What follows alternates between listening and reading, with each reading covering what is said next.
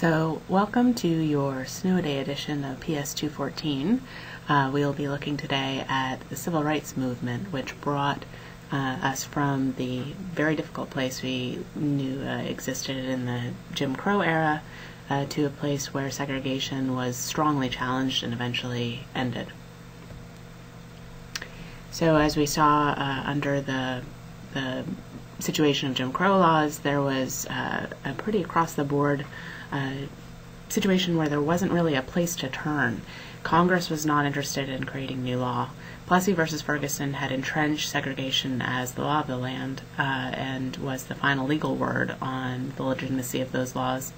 And we had these pervasive social practices of violence and segregation in all aspects of social life. It's a really big question, and I think an interesting one beyond the immediate issue of civil rights for African Americans in this context. When you have a situation in which the political, legal, and social landscape is so completely arrayed against you, how is it that people effectively begin to push for change? In this, as in many other cases, the way that you begin to see real change is through organizing. In this case, one of the most important organizations to achieve change was the NAACP. It was founded in 1911 by a group of intellectuals headquartered in New York. The kind of leading light of the group was a man named W.E.B. Du Bois, and Du Bois was somebody who is already a very active speaker and activist around organizing for change to segregation laws. But the most galvanizing of issues at the time that Du Bois worked on, as well as other people active in the issue at the time, was the problem of lynching. Lynching was a very common practice across Southern communities. As you saw with the race riots, violence was something that was practiced and not prosecuted as a way to essentially let African Americans in those communities know that stepping out of line meant that you could be killed and that you would not see justice for that, your community would not see justice for that. So it was a very strong disincentive to getting involved.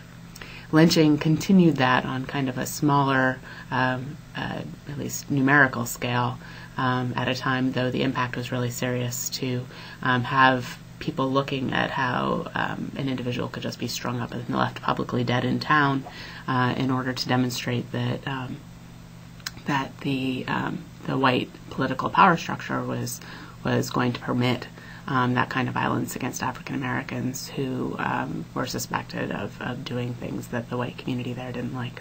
So this was a practice in Southern communities. The NAACP focused on making this a national issue, so bringing awareness of lynchings out of those communities and into the rest of the country, to places that hadn't seen this happening or had heard of it, but hadn't really known the extent of the practice or what it looked like or how it affected the local communities. So while lynching was certainly one of the major areas of focus for the NAACP, the NAACP did another very important thing from the perspective of organizing for change in a very difficult environment, which is that they broadened their focus out to a number of different areas. They didn't focus just on lynching. They focused on education. They focused on representation of African Americans in court, on a variety of things. And you can see that in their mission to promote equality of rights and to eradicate caste or race prejudice among the citizens of the United States, to advance the interest of colored citizens, to secure for them impartial suffrage, and to increase their opportunities for securing justice in the courts, education for the children, employment according to their ability, and complete equality before law. It's a whole variety of different areas that the NAACP approaches in this. Now I want to draw your attention to the use of the phrase colored citizens here. The NAACP, W.E.B. Du Bois, focused on the idea of saying advancement of colored people rather than African Americans or black citizens or Negro, which would have been a appropriate term for that time. And his intent was to increase the span of this organization to a group beyond African Americans to all people of color. And that's actually, I think, interesting because it's a very contemporary concept, the idea of people of color. However, I wanted to remind you that this was language that was appropriate to the time that the NAACP was developed. Today, we would not say colored people or colored citizens or colored persons. We would say people of color, citizens of color. That would be the appropriate language for our time. So, as I mentioned before, anti-lynching was the first focus of the NAACP, and they did a lot of work bringing national attention to the practice of lynching. Unfortunately, the political system was still very difficult with regard to trying to change the national response to lynching through national legislation. In this case, Southern Democrats were right against it. It remained something that didn't see national level legislation despite growing national awareness of anti-Black violence as a problem. However, they were much more successful with the legal approach to segregation and discriminatory law. While the political approach remained stymied, legal actions started to create real progress and change. The NAACP formed a separate legal defense fund within the broader umbrella organization, and it was within this NAACP Legal Defense Fund that Thurgood Marshall, later the Supreme Court Justice Thurgood Marshall, got his start and provided was an essential part of the legal team for several major NAACP Legal Defense Fund cases. The first success that they experienced through this strategy was a case called Gaines versus Canada. In this case, you'll remember that one of the rationales behind the Plessy versus Ferguson argument was that separation itself was not a problem, and inequality was surely a construct that some people would put on it, not that separation led or was inextricable from inequality.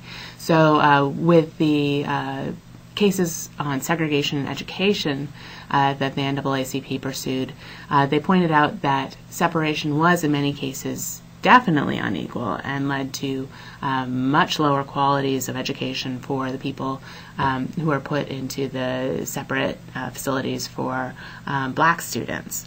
So this was particularly clear in the case of law school.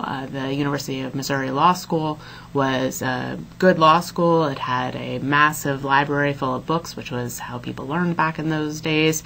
Instead of on the internet, you needed a huge library full of books if you wanted to produce a good quality student.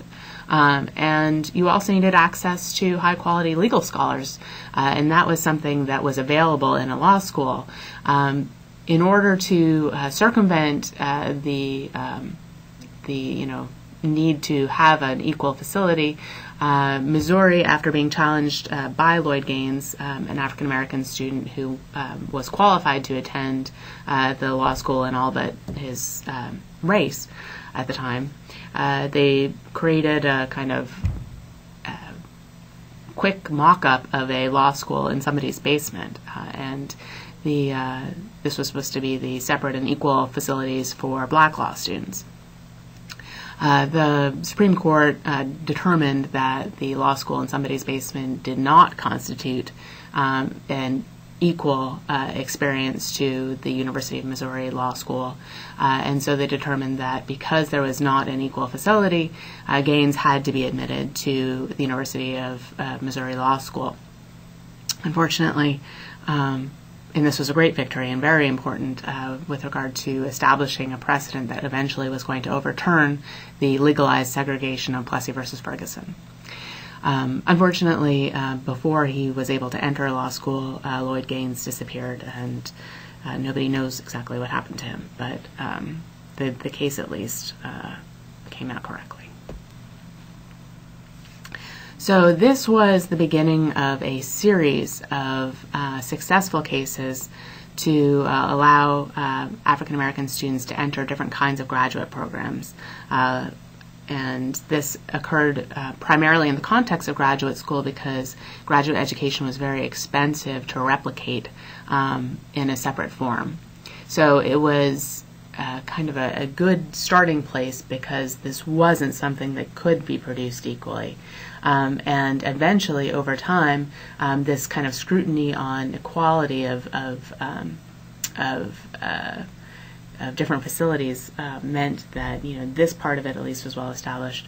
However, the question of whether segregation itself was also a problem was increasingly something that the NAACP felt ready to try. And so a series of public school cases were gathered together into a collection of cases that were known as the Brown versus Board of Education hearings.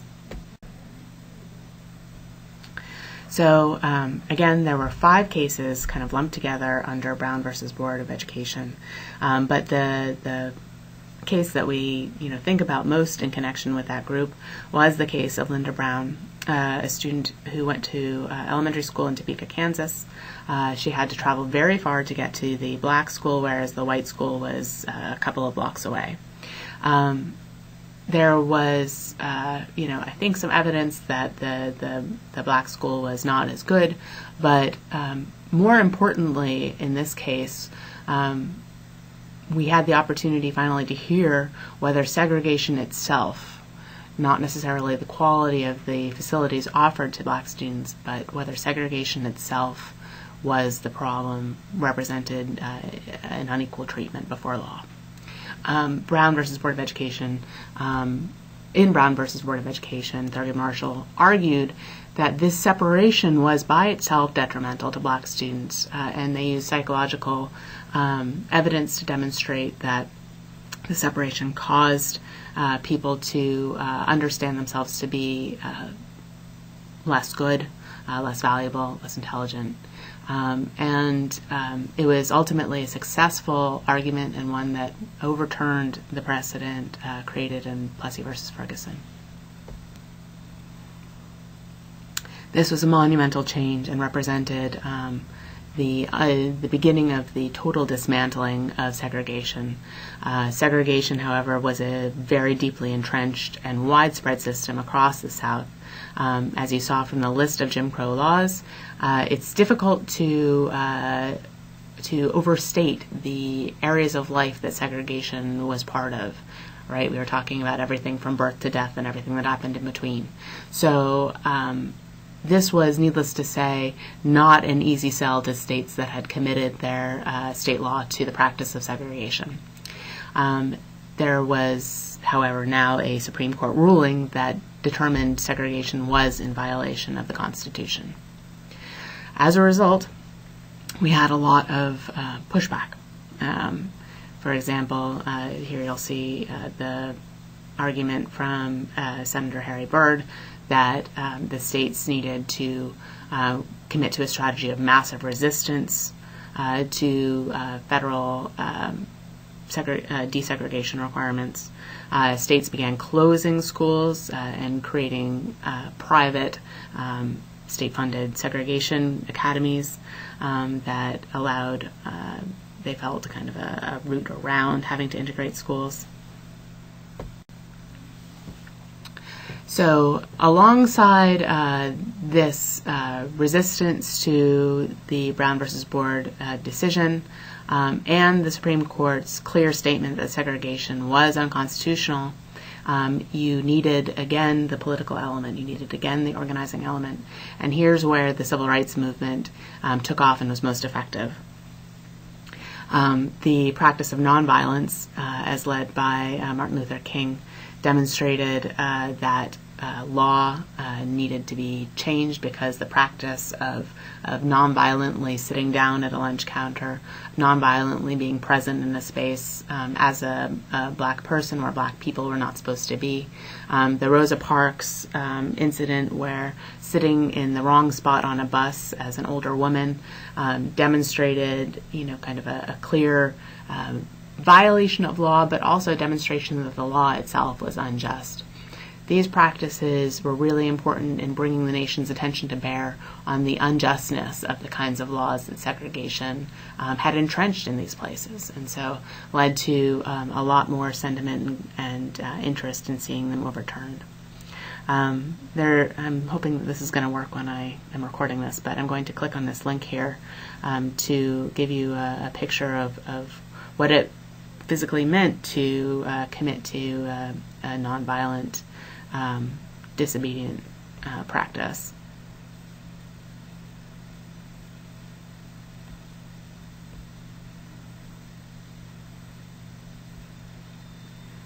Well, I'm not sure if you got to see that, but that was a couple of freedom riders, activists who would together ride buses that were supposed to be segregated, picking bits of their teeth out of their mouth and trying to recover from being beaten.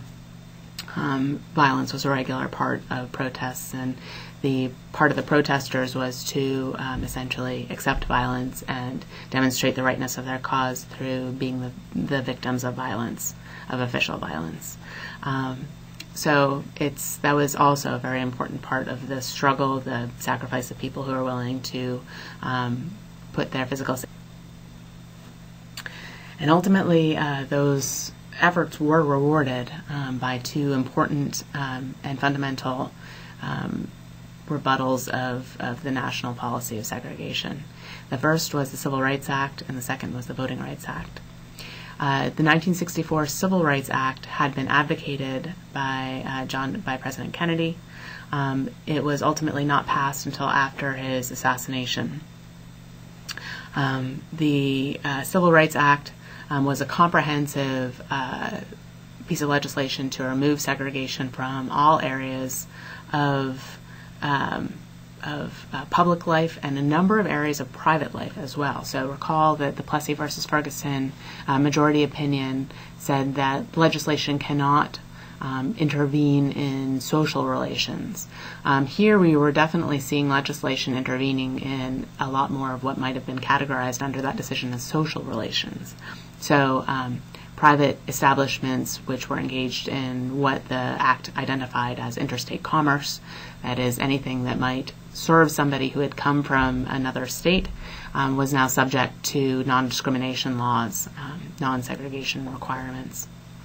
The 1965 Voting Rights Act intensified the voting rights provisions of the Civil Rights Act by creating a number of provisions that kind of added teeth to the idea that we were going to require states to be non-discriminatory in the way that they applied voting law.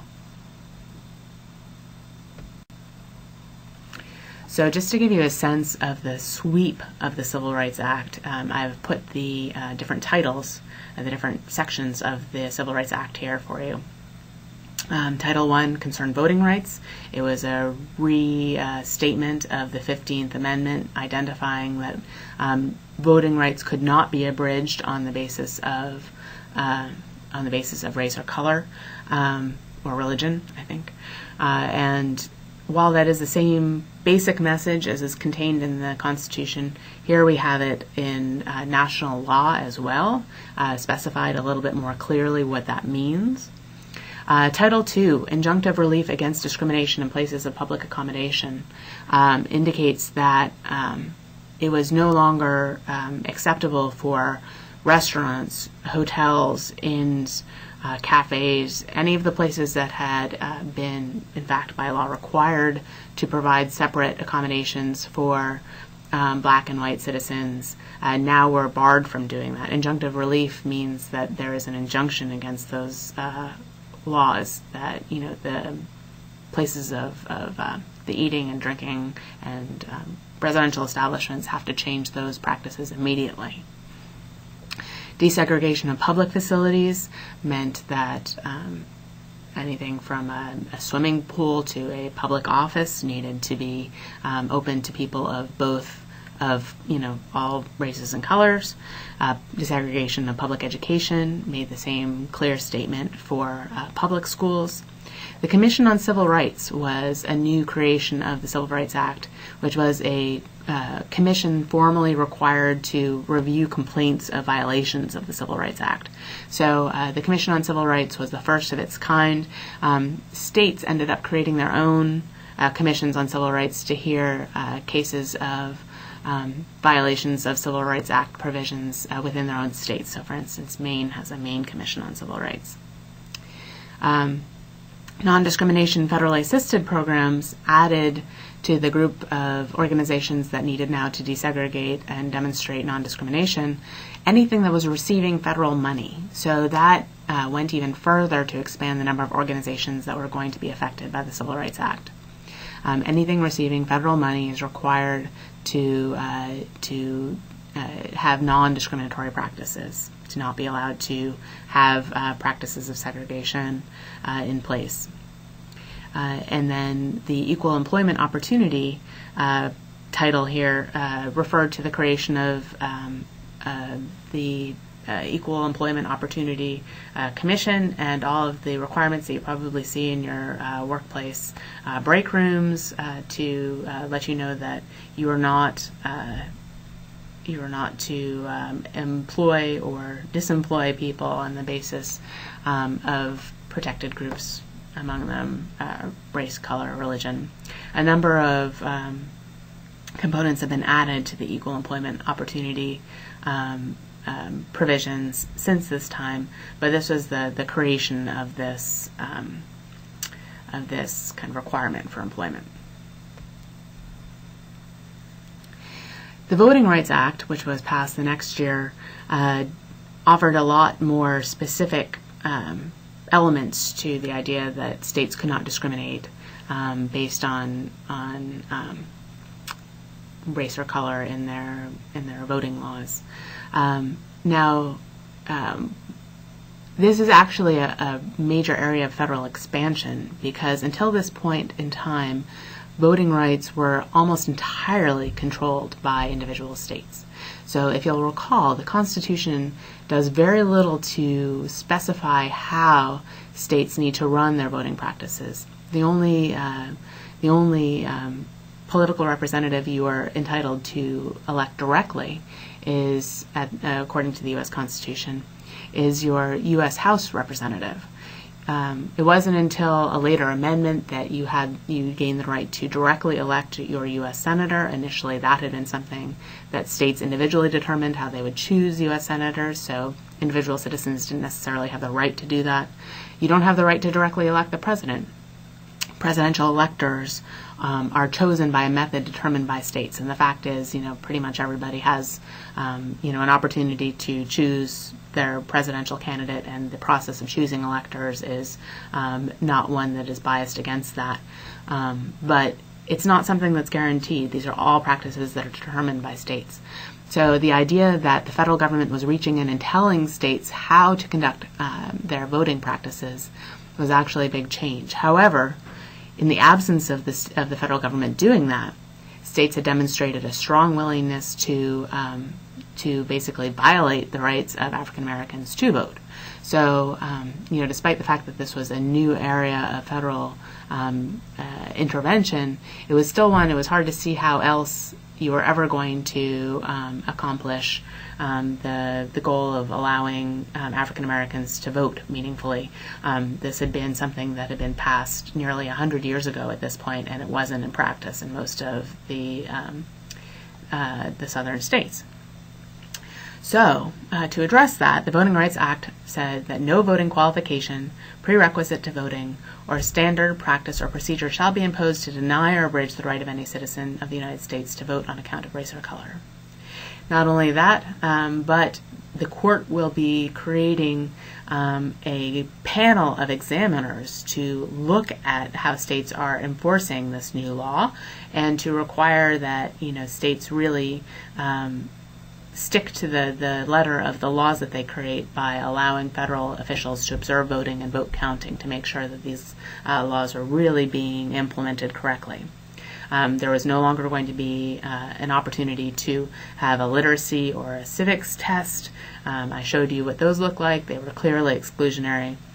Devices that permitted whites preferential treatment and registration were also going to be outlawed. Poll taxes became illegal under the Voting Rights Act. Poll taxes were the requirement that you pay in order to register. So that's another way that that the federal government reached into state-level practice, but with the intent of making state-level practice consistent with the Constitution. There was also going to be differential attention paid to different states depending on whether they had shown a history of this kind of practice. So wherever there was a history of restriction of a group of the state's population, states were going to be required to submit to pre-clearance for any changes to their voting law. That meant that whenever they wanted to change an element of voting law, they had to submit that proposal to the federal government. There are a couple of different places, a couple of different routes they can take to get a review of their proposal. This practice called pre-clearance is still in effect in places where there has been a history of segregation and restricted voting. It is, however, a subject of continued protest and something that hopefully we'll get a chance to talk about perhaps after the break. So again, the big issue with the Voting Rights Act in today's world is this question of whether the states that had a history of violating people's right to vote need the same degree of federal scrutiny in their continued creation of voting law. This is a really interesting area for discussion. So, if you want to kind of take a note to yourself about any opinions you have on this or thoughts you have on this, I'd love to discuss it with you. Maybe we'll have time on Monday. But until then, everybody stay safe and have a great weekend, and hope your power doesn't go out, and I will see you on Monday.